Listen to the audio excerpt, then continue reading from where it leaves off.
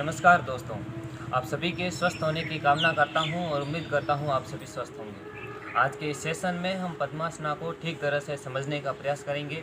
हम जानेंगे कि पद्मासना क्या है, पद्मासना किन लोगों के लिए ज़रूरी है, पद्मासना करते समय किन सावधानियों को ध्यान में रखा जाना चाहिए, किस तरीके से किया जाना चाहिए और पद्मासना से क्या लाभ होते हैं, ये सब जानेंगे आज के इस सेशन में। पद्मासना पद्म और आसन दो शब्दों से मिलकर के बना है। पद्म यानी कि कमल, आसन यानी कि मुद्रा, यानी कि कमल के समान जहाँ मुद्रा होती है वो पद्मासन बोला जाता है। इसमें काफ़ी हद तक हमारे शरीर की आकृति, हमारे शरीर का आकार बिल्कुल कमल की भांति दिखाई पड़ता है और यही कारण है कि इसको लोटस पोज भी बोला जाता है। पद्मासन बैठ करके किया जाने वाला योगाभ्यास है और शास्त्रों में लिखा गया है कि यह एकमात्र ऐसा योगाभ्यास है जिससे शारीरिक रूप से, मानसिक रूप से और आध्यात्मिक रूप से मन को सुख और सुकून महसूस होता है, सुकून का एहसास होता है। असल में पद्मासना करने के लिए किसी भी प्रकार का कोई क्राइटेरिया निहित नहीं है कि किन लोगों को करना चाहिए और किन लोगों को नहीं करना चाहिए, लेकिन मुख्य रूप से विद्यार्थी वर्ग को पद्मासना का निरंतर अभ्यास करना चाहिए। वो इसलिए क्योंकि पद्मासना उनकी ध्यान शक्ति को बनाए रखता है, उनकी कंसिस्टेंसी को बनाए रखता है। पद्मासना से आपके अंदर एक नई ऊर्जा का संचार होता है और आपकी स्मरण शक्ति को ये बढ़ाने का कार्य करता है। इसी के साथ साथ वो आपकी एकाग्रता बनाए रखता है, वो आपको ध्यान भंग नहीं होने देता है। आपकी ओवर थिंकिंग से बचने के लिए पद्मासना का अभ्यास आपको करना चाहिए, ये विद्यार्थी वर्ग के लिए।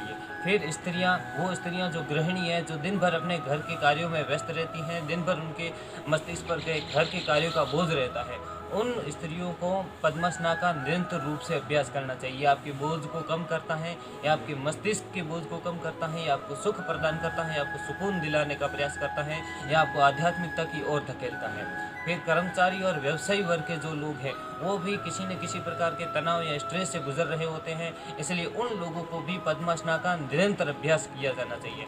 जो प्रौढ़ व्यक्ति हैं उनको भी निरंतर रूप से पद्मासना का अभ्यास करना चाहिए। उनको आध्यात्मिक क्षेत्र की ओर धकेलने का कार्य करता है पद्मासना, उनको मानसिक शांति प्रदान करता है, तो वो है पद्मासना।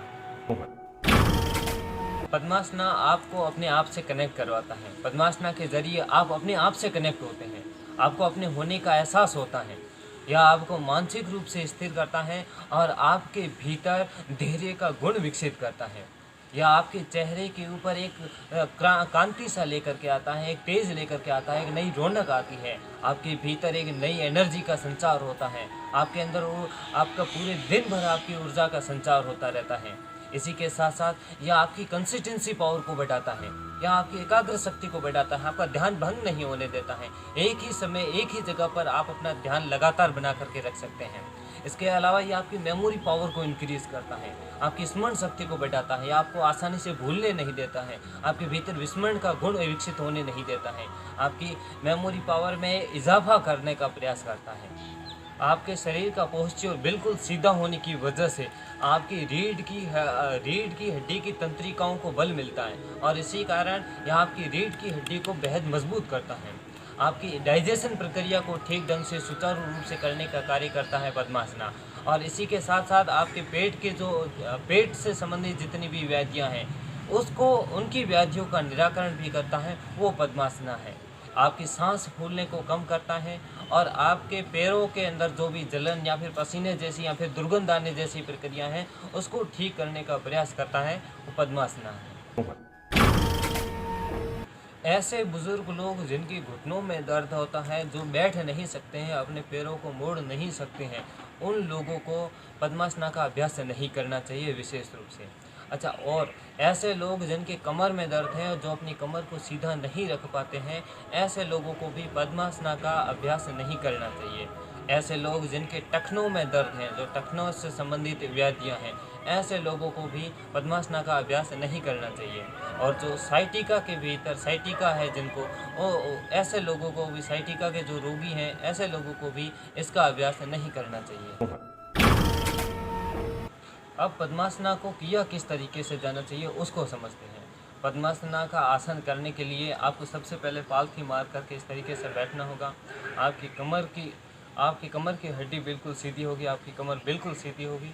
अब आपको इसका पहला जो चरण है वो इस तरीके से है, आपका जो पैर है लेफ्ट पैर है उसको आपको उठाना है और आपके बिल्कुल कमर के नज़दीक लेकर के आना है। आपके पैरों के जो तलवे हैं उसके बिल्कुल नज़दीक लेकर के आना है, वो बिल्कुल इससे सटा हुआ होना चाहिए। ये होती है इसकी सही पोजीशन। और जो बिगनर्स लोग हैं वो अपनी जांघों के बिल्कुल ऊपर रख सकते हैं, लेकिन धीरे धीरे वो प्रैक्टिस करके इस पैर के तलवों को अपने कमर के नज़दीक लेकर के आ सकते हैं। आपको अपने हाथ की सहायता से आपके लेफ्ट पैर को आपको ये अपनी जांघा के ऊपर रखना है, राइट जांघा के ऊपर रखना है, और आपके राइट पैर को आपके लेफ्ट जांघा के ऊपर रखना है। इस तरीके से बिल्कुल ये आपकी कमर से बिल्कुल पैर के जो तलवे हैं वो बिल्कुल आपसे सटे हुए होने चाहिए। आपके घुटने नीचे आपके जो आपका जो आसन है वहाँ स्पर्श कर रहा होना चाहिए। ठीक, ये इसकी पोजीशन होती है। इस तरीके से आपको बैठना है। आपकी रीढ़ की हड्डी सही होनी चाहिए। आपके पैर बिल्कुल आपकी कमर से बिल्कुल सटे हुए होने चाहिए। पैर के तलवे आपकी कमर से सटे हुए होने चाहिए। आपके घुटने आपके आसन से स्पर्श कर रहे हो। आपके जो हाथों की मुद्राएं हैं वो ज्ञान की मुद्रा में होनी चाहिए। इस तरीके से ज्ञान की मुद्रा में होनी चाहिए। कोहनियाँ बिल्कुल सीधी, और इस तरीके की पोजीशन में आपको बैठना है। आपकी आंखें बंद, आपका ध्यान दोनों आंखों के बीच में बिल्कुल ललाट के ऊपर।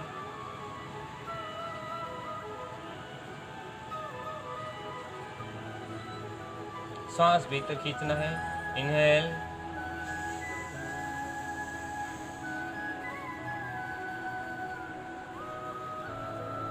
श्वास छोड़ना है, एक्सहेल।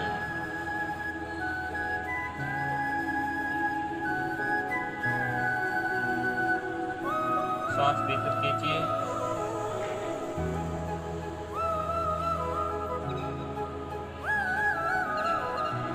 अपने आप से कनेक्ट करवाता है पद्मासना। आपका ध्यान बिल्कुल दोनों आंखों के बीच में। यह आपको दिन भर एनर्जी प्रदान करता है, आपकी कंसिस्टेंसी पावर को बढ़ाता है, आपकी मेमोरी पावर को इंक्रीज करता है। एक्सहेल, इनहेल,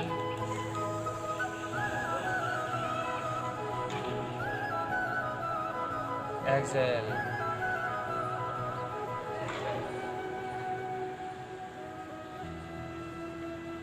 आंखें खोलिए अपनी।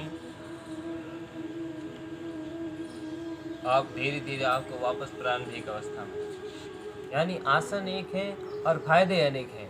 ऐसा भी नहीं है कि आसन बहुत कठिन है, ये बेहद ही आसान आसन है और इसका अभ्यास सभी वर्ग के लोगों को निरंतर रूप से और उचित रूप से करना चाहिए। आप सभी स्वस्थ रहें, सुरक्षित रहें, यही कामना, क्योंकि तन सुखी तो मन सुखी। धन्यवाद।